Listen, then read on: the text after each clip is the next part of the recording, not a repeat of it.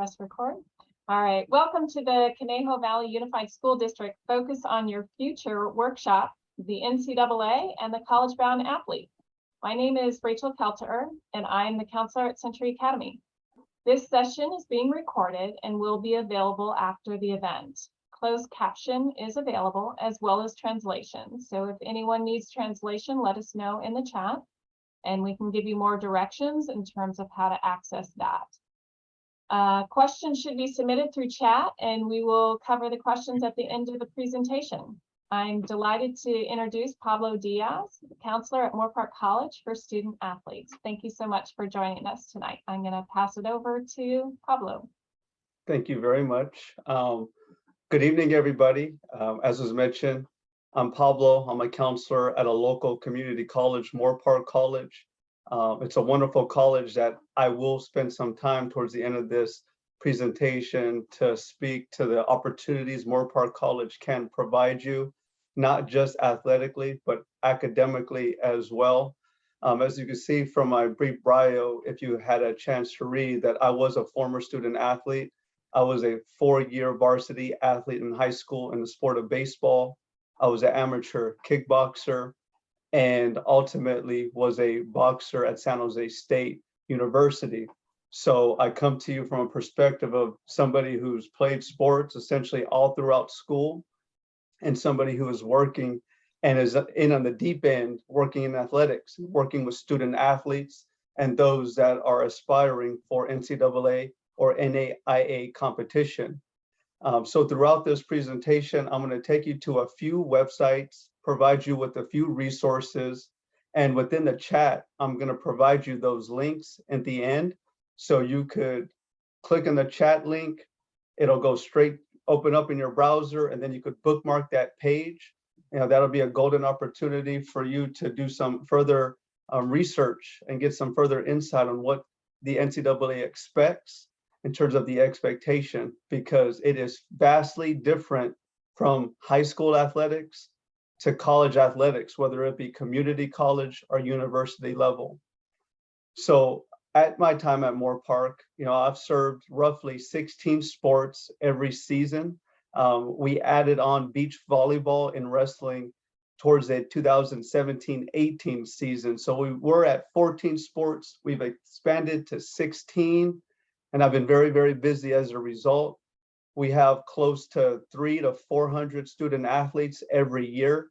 So essentially, I work with hundreds of student athletes that have transferred on academically, athletically, and both, because you need academics to be eligible athletically at the collegiate level, just like you need to be at a minimum 2.0 GPA, and you have to regularly actively attend your classes in high school. So there is similar, but a different, much more expectation in college. And depending on the institution and the division, whether it's the NCAA Division 1, 2, or 3, or NCAA or NAIA, colleges, they all require different requirements. And so I talked to you a little bit about my professional experience, but also a personal experience that I think has helped me in working with students who are aspiring athletics. So while I was at San Jose State in 2011, I was a regional champion. I moved on to the national championship at West Point Academy in New York. I lost, but as a competitor like many of you, I pick myself up, I figure out what I could do better, how I could train differently, and how am I going to balance school, work, and athletics so I could get the most out of myself. So the following year, I did really well, just like the previous year. I won the regional championship. And in a tune-up boxing match where I'm preparing for the national championship tournament in Colorado, I suffered a subdural hemorrhage, bleeding in my brain. That's an injury many people succumb to, don't make it out of that. And so I remember the neurologist telling me, he says, "You're very lucky. Not many people make it out alive with bleeding in the brain. So what's your backup plan?" because you're probably not going to fight again. And I told the doctor that I'm earning my master's degree in 2 weeks to be a counselor. He said, "What the heck are you doing boxing? You protect your brain, save your brain." And that was a wake-up call that I'm glad I stuck with school.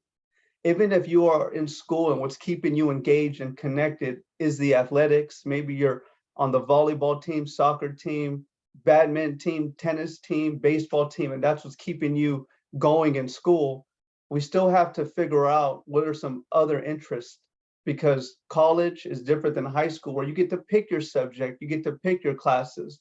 So we can ensure that you are taking classes that interest you, that you enjoy, while also staying connected to your sport, but then also finding your true passion in life. Because I will show you a statistic in a moment where the NCAA breaks down how many high school students exist, how many NCAA students exist, and actually how many go professional. So school is a great backup plan, and I experienced that firsthand. So I want to encourage you all to stick with school, do your best, try to learn something every day, and then great things will happen down the road. So something that I think is very, very important to start in high school that most students that I encounter at Moore Park College have no idea about is the NCAA Eligibility Center. This is the hub of NCAA athletics, eligibility, and recruitment.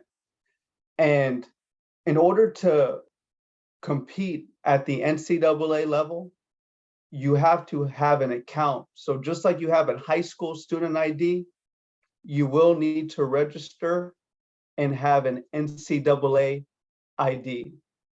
So there's two types of registration accounts. There is the Division 1 and 2.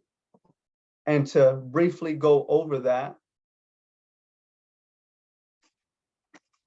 you have to include your identifying information, personal information, SAT scores, high school transcripts. You have to prove that you're an amateur, so not professional, never been paid to play. And the NCAA is a big business. We see it with our schools, USC and UCLA, going over to the Big Ten, a different conference. Money draws a lot of attention.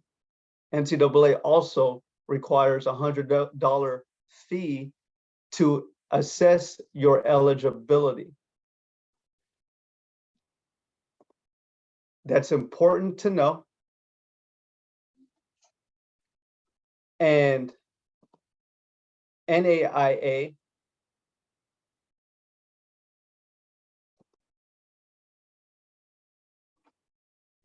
I'm going to stop sharing for a moment because my computer was slowing down for a bit, and I could talk to you more personal level and still provide the links in a moment. But the NCAA requires you to register with them. And essentially, you have to complete a course, 16 courses, 4 English, 3 math, 2 science, 4 elective courses, foreign language. It all tallies up to 16 core courses. If you could pass those core courses with a 2.3 GPA and graduate high school, you will be NCAA automatic eligible in this current state.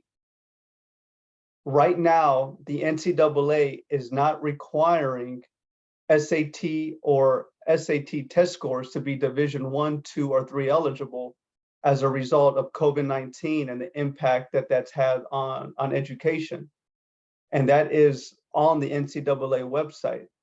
So as of right now, the test scores aren't required, but by the time you graduate high school, if we're dealing with some freshmen and sophomores in the room, you may need to register with the NCAA account and not only complete those core courses, but also mandatory test scores. And the NCAA operates on a sliding scale. So the higher your GPA in high school, you could afford a lower test score.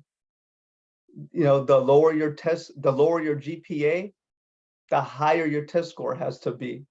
So if you could do good in your classes, get the best grades possible, it'll just kind of put you in the best position possible to be NCAA eligible. And so I'm going to try to share my screen again. And so I could share with you the NCAA guide. So I will go ahead and put this in the chat when it's time for questions, and along with the link I just showed you to the NCAA Center. But this is a helpful resource because it kind of keeps you on track. So right here is exactly what I just talked about, was the NCAA eligibility account. Create your account, write your username and password, because I work with many college students, 400 of them right now. Some of them have an account, the majority of them don't. The ones that do have an account don't remember their password, don't remember their ID. It's hard to remember stuff years down the road. So create your account, save your information. But there's this one statistic that I want to show you, and I hope I could get there without my screen freezing. Was right here. Thinking of going pro. So again, this is a very extensive guide, goes over the type of classes that you need, the GPA, the test scores needed based on your GPA, but also provides time management information, and also thinking of going pro and basing, just putting the statistics out there that there's a lot of collegiate athletes. And it's like a pyramid, but like reverse. Like you start off at the bottom, there's so many athletes, and as you get to each level, the pyramid gets smaller. And so this is something to keep in mind, that you may be very talented and you may be very skilled. And just because you don't get an NCAA opportunity right away out of high school doesn't mean you have to shut your dream down. And in a moment, I'm going to talk about what are some backup options. But like right here, it breaks down the numbers of some of the more acknowledgeable sports in the NCAA institution, and all the way down to actually how many go professional. But I'm really blown away by how many actually go NCAA compared to high school. And so it's just something to keep in mind, that there's a lot of talented people out there, and just because you don't get an opportunity right away doesn't mean you have to shut your dream down, because you can continue elsewhere. But I wanted to show you this, and also there is another screen that I want to show you. And it has to do with searching NCAA schools. So when we search NCAA schools, it gives us an opportunity to by a thumbs up. Rachel, can you see the eligibility center? Thank you. And so I'll send you the link to this website. But one of the things I want you to know when I send you the link is you could actually search NCAA schools. So NCAA schools, you could actually map it out just based on the type of school that interests you based on state, the sport. And so once it loads,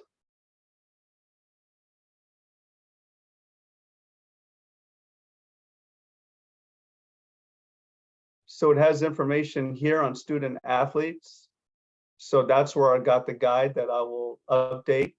Information on balancing your schedule, if you end up transferring from a community college. But even down here, you could filter by sport, by division, by state, and you could actually fill out interest cards for that particular university. So that's very cool that you could actually filter by NCAA Division I, Division II, Division III that offer baseball. And you could go to the school's athletic website and fill out a recruitment form or an interest form. So that's where I was leading up to. Maybe you're not being recruited, but you could play at the next level, and you want to maybe put your name out there to certain universities. By searching the NCAA membership schools and going to the actual school's website, you could fill out an interest card that I'm interested in playing this sport at your college. And like at my college, anybody who fills out that form, the head coaches receive that information and makes first contact.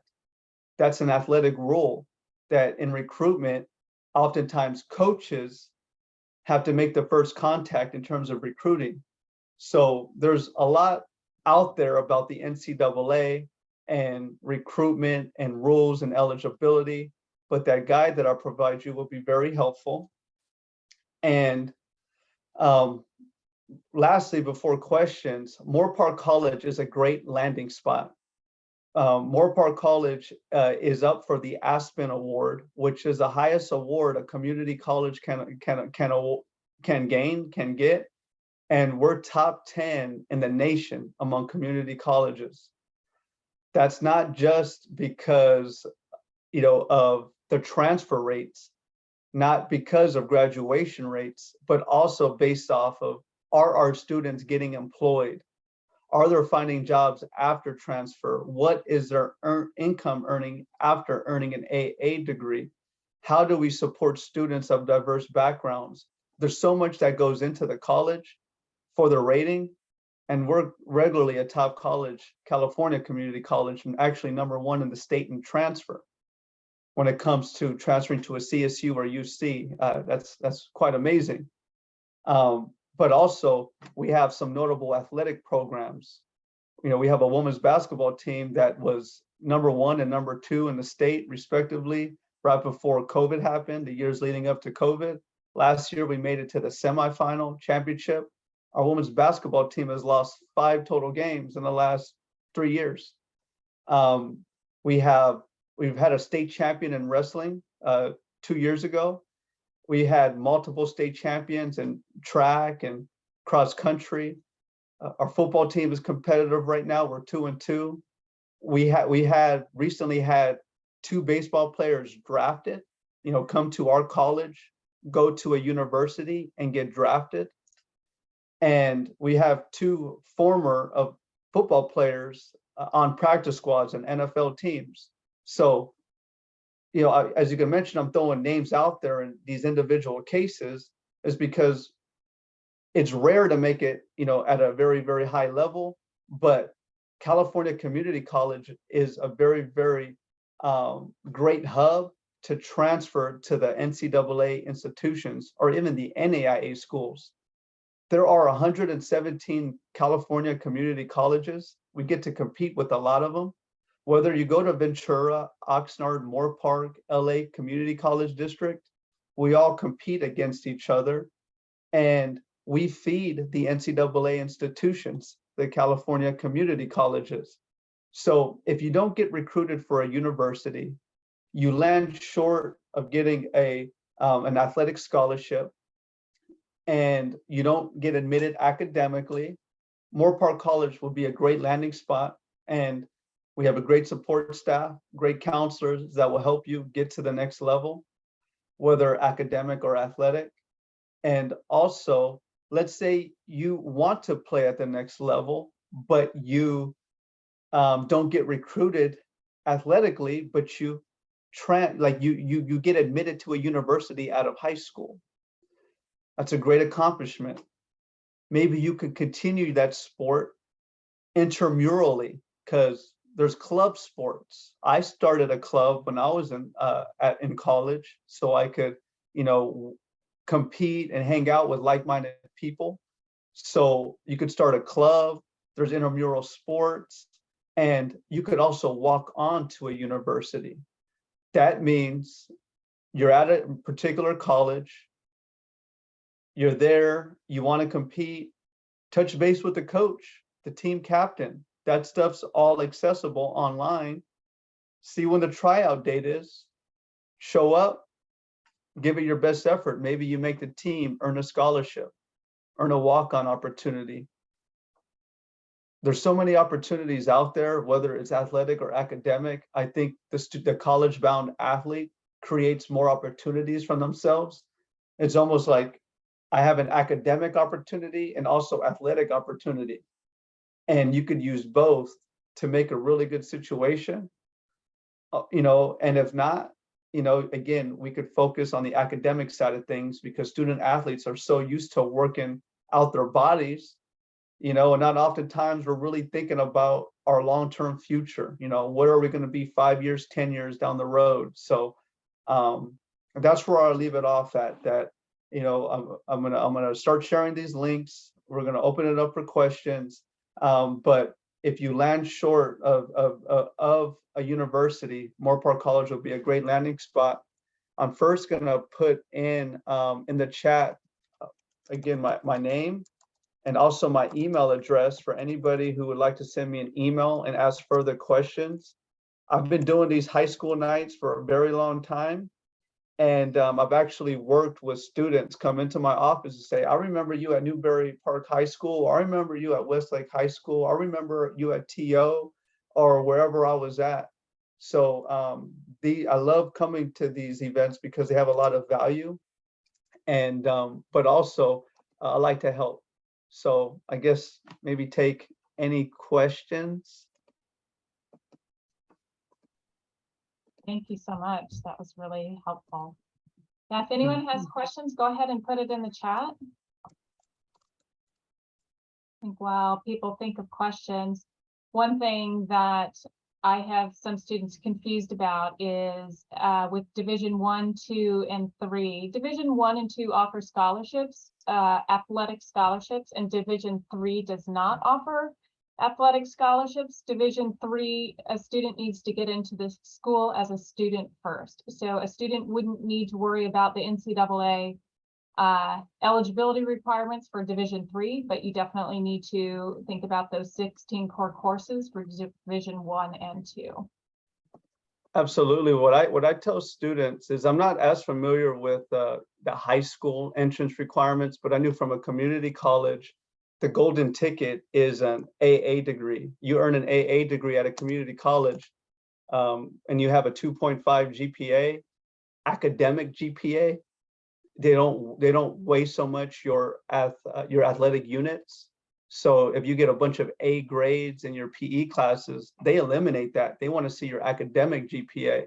So if you could earn an AA degree at the community college level with a 2.5 GPA, you're eligible for Division 1, 2, 3, NAIA. So just like we heard, if you could just put yourself in a position where you take those core 16 courses and you are able to get the highest GPA possible, you just open up a whole lot of doors for you. And I'm gonna put another one in the chat.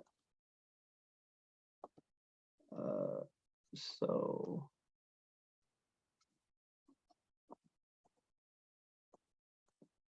any other questions?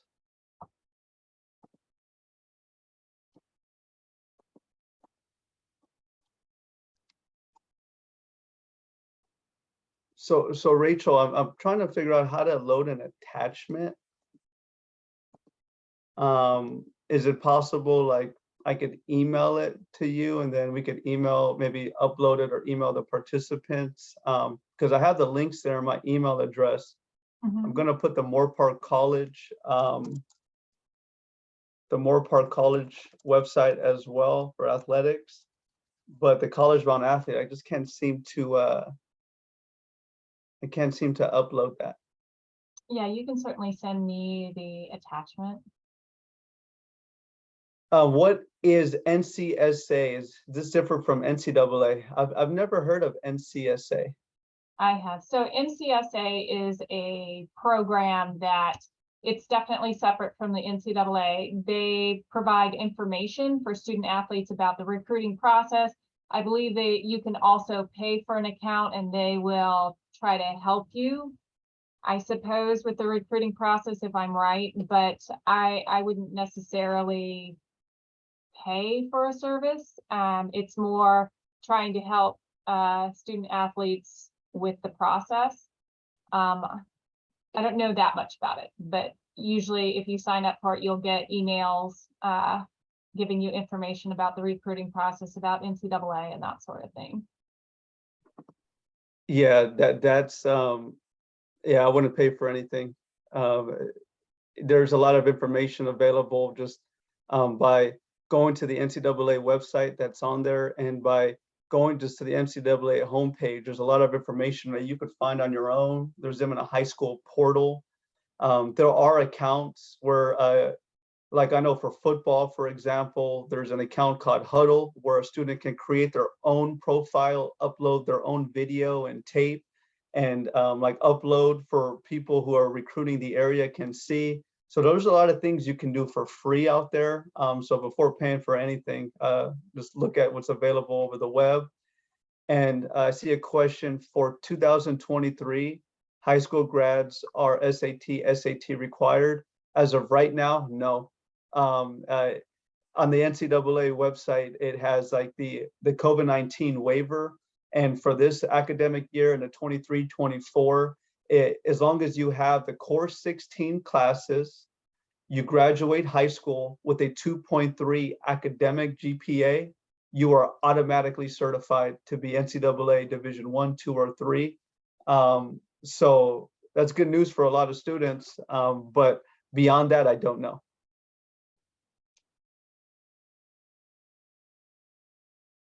I tell students to take the test anyway. It couldn't hurt. You don't have to upload it if it's not required, but it can hurt, especially if some private schools, out-of-state schools, still use it as a measuring stick, for admission purposes. So I know students applying to Ivy League schools and have an extensive college record that ACT scores and SAT scores are well in the past, but the school still wanted to see it. So if it's available and you're prepared to take it, take it. All right. Well, thank you so much, Pablo. We are just about out of time, so I'm going to go ahead and